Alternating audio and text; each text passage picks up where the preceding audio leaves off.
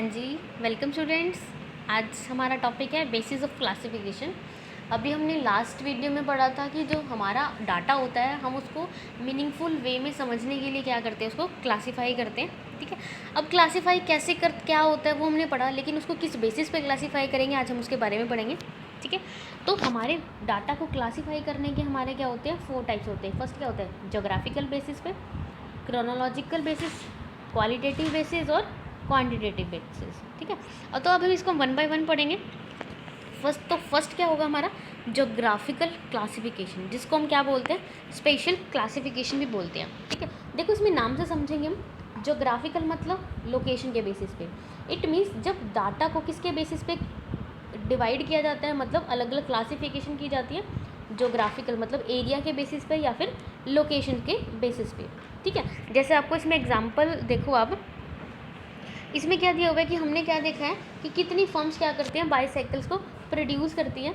तो उसमें फर्स्ट क्या जाए, जैसे इन्होंने पंजाब का अलग निकाल रखा है, हरियाणा का अलग निकाला, यूपी का अलग निकाला। तो इट मीन्स इन्होंने कैसे डिवाइड किया उसको, उनके एरिया के बेसिस पे। एरिया लगा सकते हैं, लोकेशन लगा सकते हैं कि पंजाब में कितने पर्सनस हैं जो बाईसाइकिल का यूज़ करते हैं, कितने पर्सन हैं हरियाणा के अंदर। और देखो इसमें डायग्राम में भी शो किया गया है। ठीक है, तो ये वाली हमारी किसके ऊपर बेसिस थी, मतलब हमने डाटा को किसके बेसिस पे क्लासीफाई किया, जोग्राफिकल बेसिस पे। ठीक है, उसके बाद नेक्स्ट आता है हमारा क्रोनोलॉजिकल। क्रोनोलॉजिकल का मतलब क्या होता है, क्रोनोलॉजिकल का मतलब स्टेप बाय स्टेप। ठीक है, तो इसमें हम किसके अकॉर्डिंग करते हैं, हमारे टाइम के अकॉर्डिंग। क्रोनोलॉजिकल को हम याद कर सकते हैं किसके बेसिस पे हम किया जाता है, टाइम के बेसिस पे। ठीक है, मतलब 2013 में फर्म की सेल कितनी हुई थी। ठीक है, मतलब हमारा बिजनेस है, हम सेल करते हैं, तो हम ऐड लिख के रख सकते हैं ना, 2013 में हमने इतनी सेल करी, 2014 में इतनी की, 2015 में, मतलब टाइम के अकॉर्डिंग। ठीक है, उसको हम क्या बोलते हैं, क्रोनोलॉजिकल क्लासिफिकेशन बोलते हैं। उसके बाद नेक्स्ट आता है हमारा क्वालिटेटिव क्लासिफिकेशन। क्वालिटेटिव का मतलब क्या होता है, जब हम उनकी, देखो क्वालिटेटिव मतलब क्वालिटी, इट मीन्स जब हम क्लासिफिकेशन किसके अकॉर्डिंग करते हैं, जो हमारा डाटा है, पॉपुलेशन है, उनकी क्वालिटीज़ के बेसिस पे या फिर उनके एट्रीब्यूट्स के बेसिस पे। ठीक है, या फिर उनके फीचर्स के बेसिस पे कह सकते हो। वो क्या हो सकते हैं, जैसे हमने डाटा इकट्ठा किया तो हम क्या देख सकते हैं कि उनका क्वालिटीज़ क्या हो सकती है कि एक्यूपेशन में लोग क्या क्या काम करते हैं, उनके रिलीजन के बेसिस पे देख सकते हैं। ठीक है, कि कितने परसेंट हिंदू हैं, कितने परसेंट मुस्लिम हैं, तो हमारा बेसिस क्या हुआ, उनकी क्वालिटी है।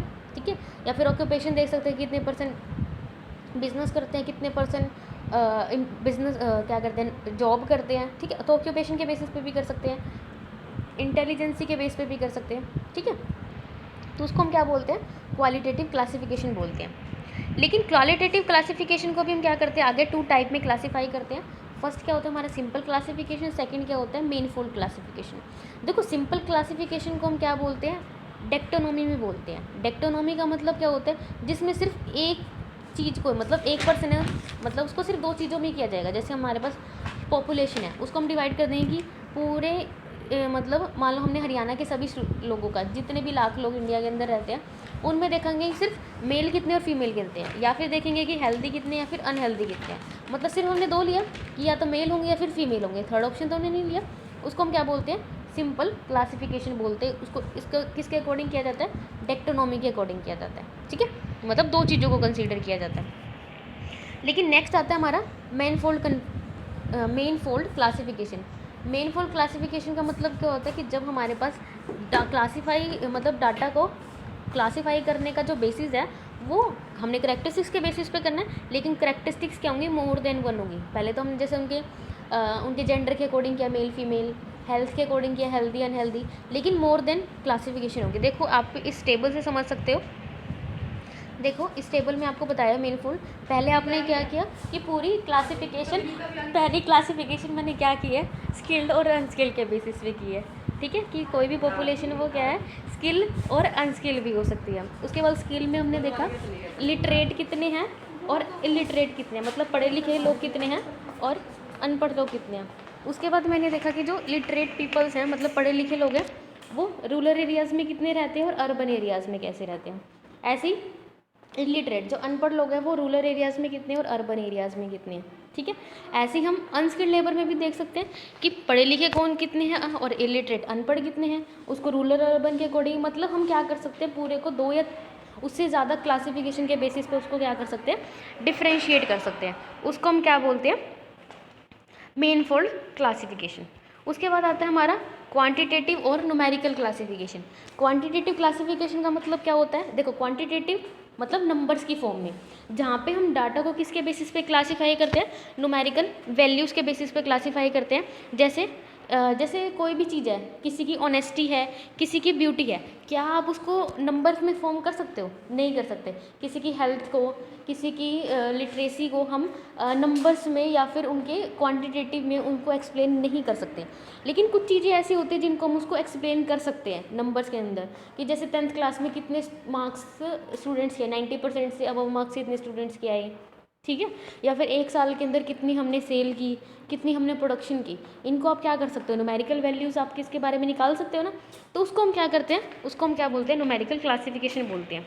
जैसे इसमें आपको एग्जांपल दिया हुआ है एनुअल प्रॉफिट का, कि आपका 0 से लेके 1 लाख रुपीज़ तक का प्रॉफिट कितना दिया गया है, 5 फर्म्स का दिया गया है, ठीक है। ऐसे ही अगर 1 लाख से 2 लाख एनुअल प्रॉफिट होता तो कितनी फर्म से अर्न किया, 150 फर्म से अर्न किया। तो मतलब हमने क्या किया, उनके क्वांटिटेटिव बेसिस पे हमने इसको क्या कर दिया, क्लासीफाई कर दिया, ठीक है। इसलिए इसको हम क्या बोलते हैं, quantificative classification is also called classification by variables. मतलब उनके वेरिएबल्स के बेसिस पे जब उसको हम क्या कर देते हैं, डिवाइड कर देते हैं, तो उसको हम क्या बोलते हैं, न्यूमेरिकल क्वांटिटेटिव क्लासिफिकेशन बोलते हैं, ठीक है। आप इसको 1-2 बार रीड करना, काफ़ी इंपॉर्टेंट पॉइंट है, आप इसे समझ सकते हो। कुछ ना समझ में तो आप मुझसे पूछ सकते हो। Okay students.